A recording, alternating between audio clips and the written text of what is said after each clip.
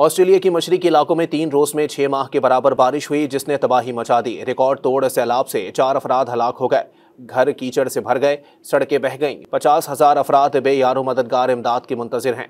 Don अखबार में शाया फ्रांसीसी खबर रसा इदारे AFP की रिपोर्ट के मुताबिक न्यू साउथ वेल्स के सैलाबी पानी से 4 लाशें निकाली गई हैं। ये जरखेज इलाका दरियाओं और वादियों पर मुश्तमिल है, जो सिडनी से तकरीबन 400 किलोमीटर शुमाल में वाक़ है।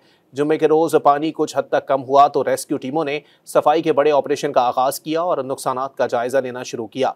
फसलों के लिए मशहूर कस्बे कैंपसी के मेयर किन रिंग ने कहा है कि दर्जनों कारोबार पानी में डूबकर तबाह हो गए हैं। रियासती इमरजेंसी सर्विस के सरबराह डेलास ब्रिंस ने बताया कि 2000 से ज़ायद कारकुनों को रेस्क्यू और बहाली के मिशन पर तैनात किया गया है।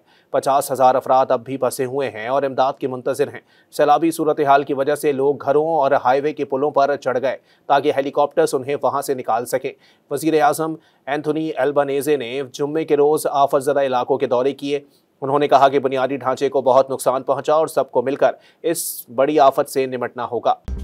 मज़ीद न्यूज़ अपडेट्स और डिजिटल स्टोरीज के लिए सब्सक्राइब करें डॉन न्यूज़ पाकिस्तान।